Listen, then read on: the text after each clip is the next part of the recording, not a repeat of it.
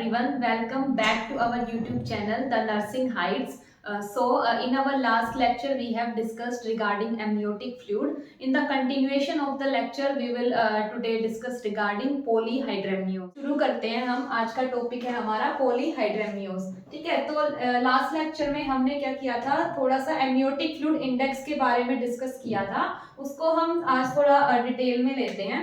Amniotic fluid index क्या होता है कि इससे हमें पता चलता है कि जो एमनियोटिक फ्लूइड है वो कितना है. ठीक है, वो ओलिगो में तो नहीं चला गया या फिर पॉलीहाइड्रेमियोस तो नहीं हो गया. जो नॉर्मल वैल्यू होती है एमनियोटिक फ्लूइड इंडेक्स की वो होती है 5 to 25 सेंटीमीटर. इसको हम सेंटीमीटर में मेजर करते हैं.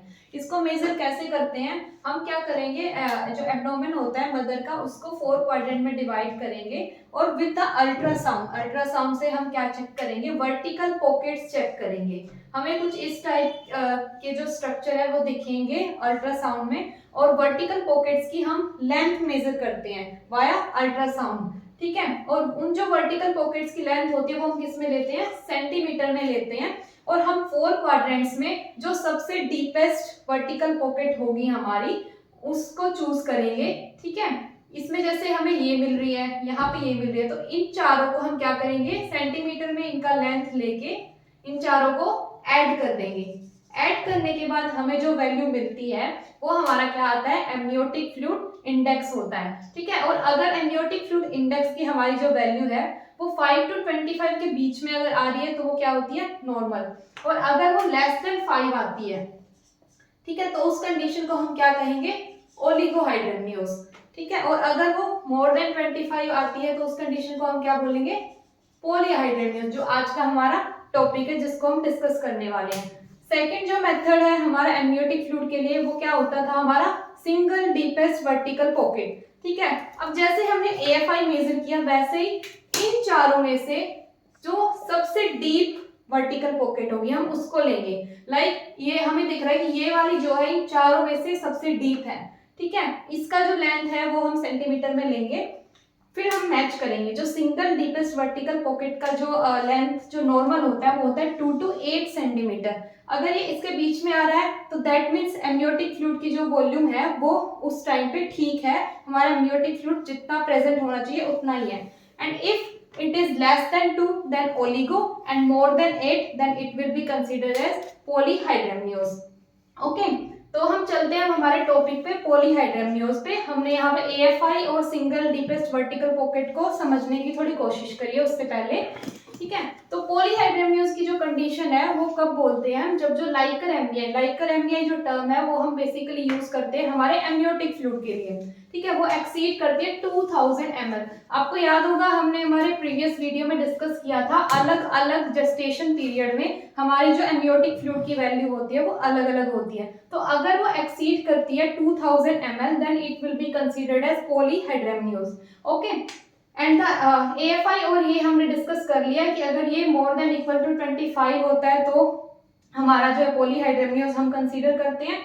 और सिंगल डीपेस्ट वर्टिकल पॉकेट अगर मोर देन 8 सेंटीमीटर होता है तो भी क्या होता है, पॉलीहाइड्रेमियोस होता है. ठीक है, आई होप यहाँ तक आप लोगों को समझ में आया होगा. ओके, सो नेक्स्ट जो हम डिस्कस करेंगे वो डिस्कस करेंगे हम इटियोलॉजी की, कौन कौन से जो फैक्टर्स है वो कंट्रीब्यूट कर सकते हैं पॉलीहाइड्रेमियोस में. ठीक है, तो सबसे पहले हम इनको दो पार्ट्स में डिवाइड करते हैं as a fetal anomalies and maternal factors. तो फीटल एनोमलीज में सबसे पहला है हमारा एननसिफेली. हम इनको ऐसे समझेंगे कि लाइक जो एमनियोटिक फ्लूइड का प्रोडक्शन हमारा मेनली कहाँ से होता है, मेन जो पार्ट होता है वो फीटल होता है ना. हमने डिस्कस किया था कि दोनों जगह से एमनियोटिक फ्लूइड हमें मिलता है, मैटरनल साइड से भी और फीटल साइड से भी. तो अगर इस जो हमारा फीटस है उसको एननसिफेली होगी, दैट मीन्स जो ब्रेन का पार्ट है वो प्रेजेंट नहीं है.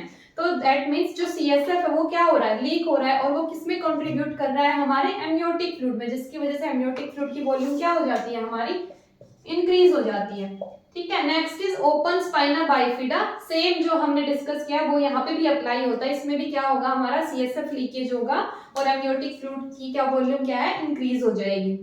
नाउ नेक्स्ट इज ईसोफेजल और डियोडिनल एट्रेशिया।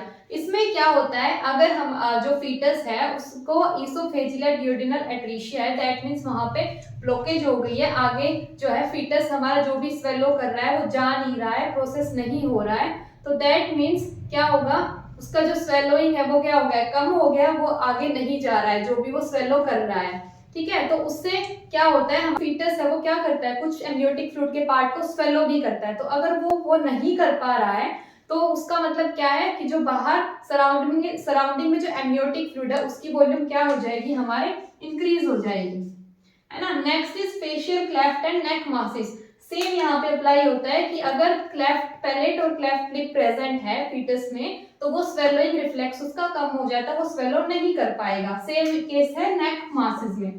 ठीक है, next is hydrops fetalis. Hydrops fetalis एक कंडीशन है जो हमारी होती है RH आइसो इम्यूनाइजेशन में।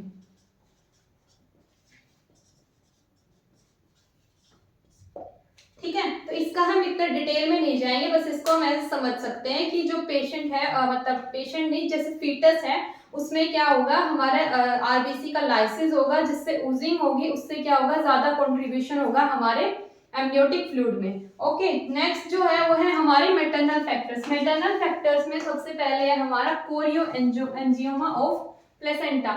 दैट मीन्स कि जो प्लेसेंटा है उसमें क्या है, जो वेसल्स है वो ज्यादा हो गई है ना। अगर वेसल्स ज्यादा हुई हैं तो वो क्या कर रही है, ब्लड सप्लाई भी क्या हो गई है, इंक्रीज हो गई है, जिससे क्या होगा, जो फ्लूइड पार्ट है वो बढ़ गया है। ओके, और वो ज्यादा कंट्रीब्यूट करेगा एमनियोटिक फ्लूइड बनाने में। ठीक है, तो उससे भी हमारा क्या हो रहा है, इंक्रीज हो रहा है एमनियोटिक फ्लूइड की volume. Second is multiple pregnancy. Multiple pregnancy में क्या होता है, ट्विंस प्रेजेंट होते हैं। ओके, तो उसमें क्या होगा, as compare to normal pregnancy जो एमनियोटिक फ्लूइड है वो क्या होगा, ज्यादा होगा। Now next is maternal diabetes. Maternal diabetes में क्या होगा कि अगर मदर को डायबिटीज होती है तो वो कंट्रीब्यूट करेगी कि जो फीटस है उसमें भी क्या होगा, डायबिटिक कंडीशन कोज कर देगी, जिसकी वजह से जो फीटस क्या होगा, पोलीयूरिया होगा उसमें। और इफ पोलीयूरिया होता है तो वो कहाँ जाता है, एमनियोटिक फ्लूइड में जाएगा और वो ज्यादा कंट्रीब्यूट करेगा।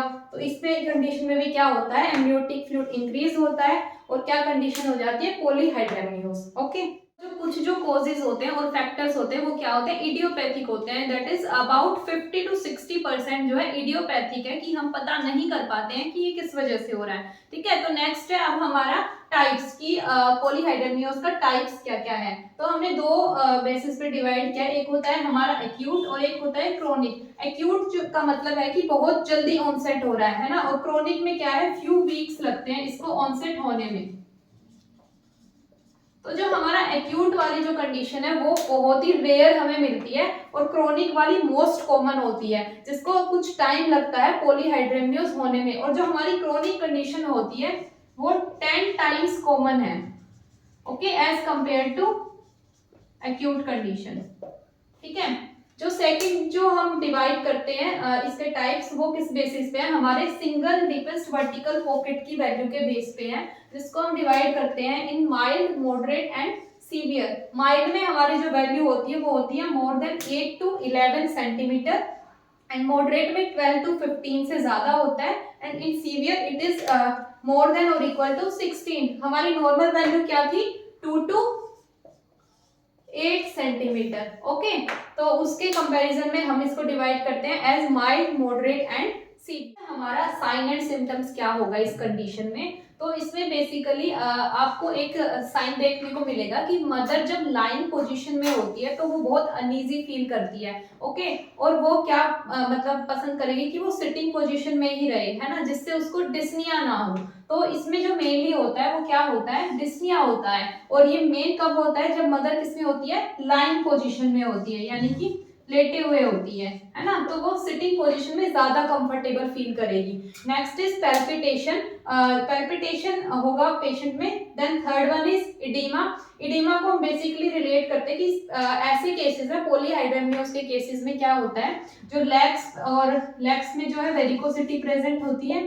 ठीक है, क्योंकि ज्यादा वेट हो गया है, जो नॉर्मल प्रेगनेंसी होती है उससे भी अगर ज्यादा वो वेट बियर कर रही है तो उससे क्या होता है, वेरिकोज वेन, वेरिकोसिटीज प्रेजेंट होती है, इडीमा प्रेजेंट हो सकता है।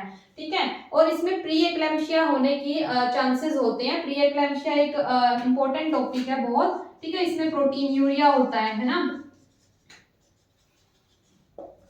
इडीमा होता है। ओके, तो ये हैं जो हमारे साइन एंड सिम्टम्स जो मेनली प्रेजेंट होते हैं पॉलीहाइड्रेमियोसिस। हम देखते हैं कि ऐसी जो कंडीशन होती है उसमें अगर हम जो मदर है उसका एब्डोमिनल एग्जामिनेशन अगर करते हैं तो हमें क्या क्या हमें जो मैनिफेस्टेशंस है वो मिलती हैं, ठीक है। तो फर्स्ट जो हम अगर इंस्पेक्शन करेंगे कि हम बस इंस्पेक्ट कर रहे देख रहे हैं, तो हमें क्या मिलेगा कि जो मदर का एब्डोमेन है वो क्या हो गया है पहले से, मतलब जो नॉर्मल प्रेगनेंसी में हमें जितना मिलना चाहिए उससे क्या है, लार्ज है ना। और उसकी शेप हमें कैसी मिलेगी, ग्लोबुलर शेप का एब्डोमेन मिलेगा। ओके, तो नेक्स्ट इज स्किन। स्किन में हम क्या देखते हैं कि जो स्किन है वो एज कंपेयर टू नॉर्मल वो क्या है, शाइनिंग हो गई है, ठीक है। और उसमें जो स्ट्राई प्रेजेंट थे वो अब क्या है, लार्ज स्ट्राई प्रेजेंट है,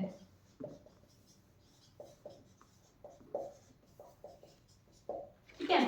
नाउ नेक्स्ट ये था कि इंस्पेक्शन पे हमें क्या मिल रहा है, जो एब्डोमेन का साइज है वो लार्ज हो गया है, ग्लोबुलर शेप हो गया है एब्डोमेन का, ठीक है। स्किन जो है शाइनी हो गई है।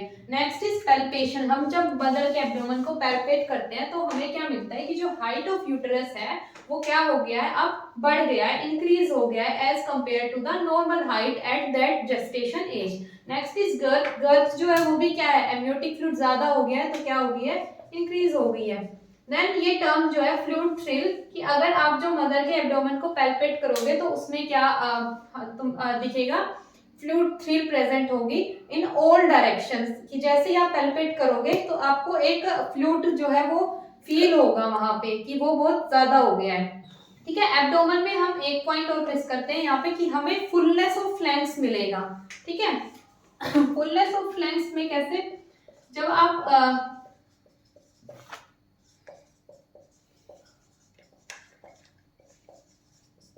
जब आप इंस्पेक्ट करते हो तो आपको लगता है कि कहीं भी जो है जगह खाली नहीं है, ठीक है। आपको फुल फुल सा लगेगा एब्डोमेन, उसको हम बोलते हैं फुलनेस ऑफ फ्लैंक्स, ठीक है। साइड्स में कहीं भी आप इंस्पेक्ट कर रहे हो वहां पे क्या मिलेगा, आपको फुल मिलेगा। ओके, ये थे हमारे कि हम एब्डोमिनल एग्जामिनेशन करते हैं तो हमें क्या मिलता है कि जब हम पैल्पेट करते हैं मदर के एब्डोमेन को तो जो फीटल पार्ट्स होते हैं वो हमें इतना मतलब वेल डिफाइंड नहीं होते, हम इतना अच्छे से उनको पैल्पेट नहीं कर पाते जैसे हम नॉर्मल कंडीशन में पैल्पेट कर पाते हैं।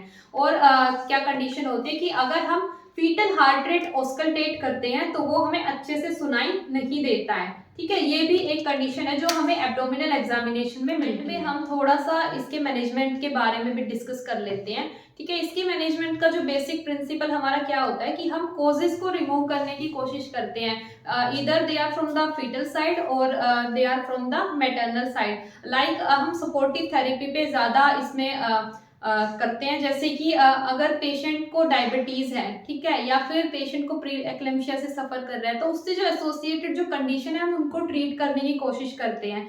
मेनली हम बेड रेस्ट पे फोकस करते हैं, ओके। और इसमें एक ड्रग होती है that is COX-2 inhibitor,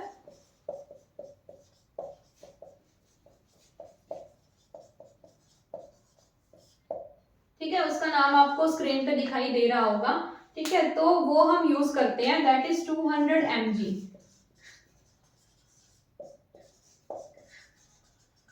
early. Okay, इसका जो है हम बेसिकली ये इसलिए यूज हम करते हैं कि एमनियोटिक फ्लूइड को क्या करती है, डिक्रीज करती है by decreasing the fetal urine output. Diuretics का हम इसमें ज्यादा इतना यूज नहीं करते हैं, ओके। बाकी जो हमारा मैनेजमेंट है वो किस पे डिपेंड करता है, जेस्टेशन पीरियड पे डिपेंड करता है, ठीक है। उसके लिए आपको जो स्क्रीन पे टेबल दिखाई दे रही है आप उसको फॉलो कर सकते हो, ठीक है, कि according to the gestation period आप कैसे मैनेज करते हो पॉलीहाइड्रेमियोस को। हम ज्यादा डिटेल में उसके नहीं जा रहे हैं, ओके। आई होप जो हमने आज डिस्कस किया है वो आप लोगों को समझ आया होगा। Thank you for watching our video on पॉलीहाइड्रेमियोस।